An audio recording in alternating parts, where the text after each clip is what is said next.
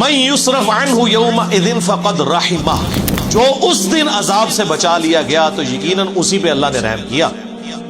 وذالک الفوز المبین، اور یہی ہے کھلی کامیابی. اللہم اجعلنا منہم، آمین. دیکھیں کس لیول تک.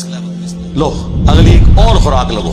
وَإِن يَمْسَسْكَ اللَّهُ بِضُرٍّ فَلَا كَاشِفَ لَهُ إِلَّا هُوَ، اگر اللہ کسی کو پکڑ لے تکلیف کے اندر تو اس تکلیف کو کوئی نہیں چھڑا سکتا سوائے اس اللہ،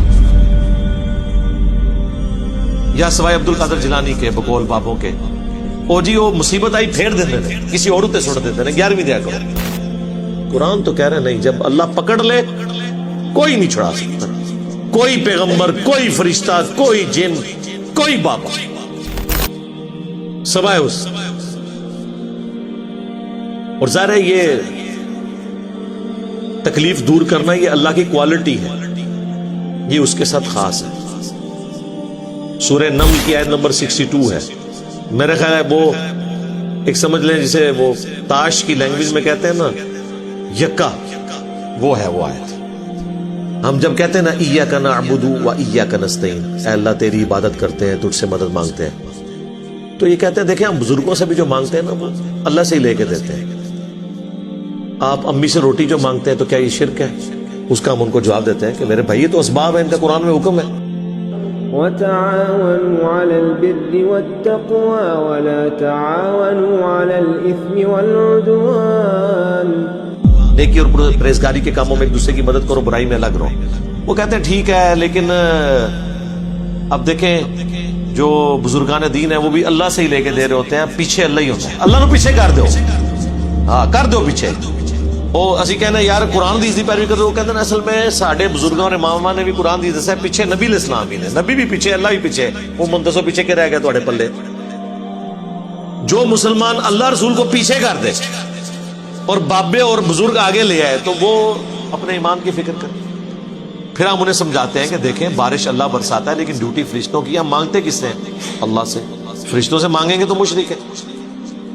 وہ کہتے ہیں یہ ساری باتیں آپ کی ٹھیک ہیں، لیکن قرآن میں یہ تو آیا کہ اللہ ہی سے مانگتے ہیں، یہ تو نہیں آیا کہ کسی اور سے نہیں مانگتے. دیکھو ذرا اندازہ کرو. تو ہم نے کہا یہ بھی آیا ہوا ہے سورہ نمل کی آیت نمبر 62، توحید کی فیلڈ میں یکا، جس طرح آپ وہ کہتے ہیں نا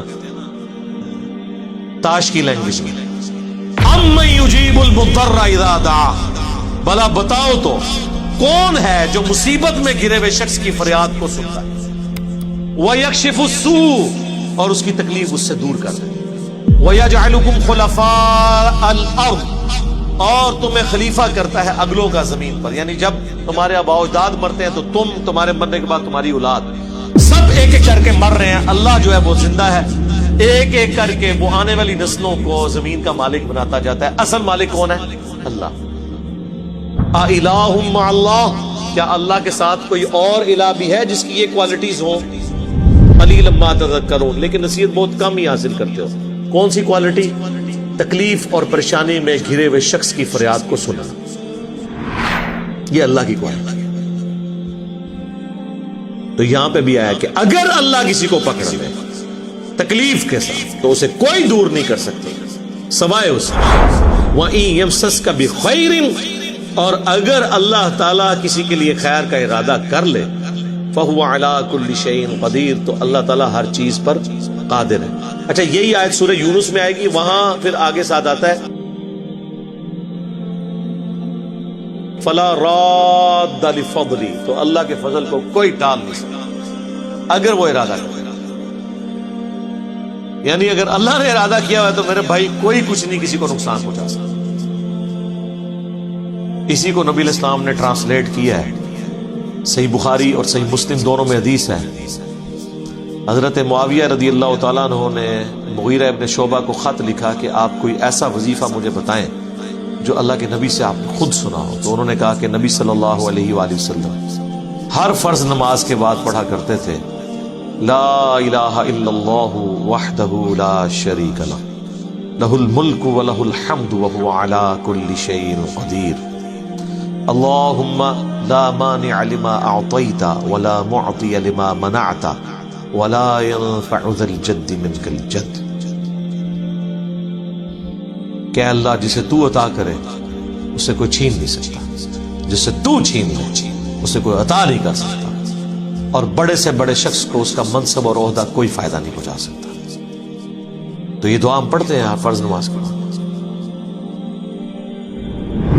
حدیث میں یہاں تک الفاظات میں حضور نے تلقین کیا ہے نوجوان صحابہ کو، اے میرے بچے یقین کر، اگر تمام انسان تل جائیں تمہیں کوئی نقصان پہنچانے پر نہیں پہنچا سکتے مگر وہی کچھ جو اللہ نے لکھ دیا، اور تمام انسان جمع ہو جائے تمہیں کوئی نفع پہنچانے پر نہیں پہنچا سکتے مگر اتنا ہی یا ویسا ہی جیسا کہ اللہ نے لکھ دیا۔ تو انسانوں سے کیا ڈرنا، نہ انسانوں سے کوئی توقع نہ امید۔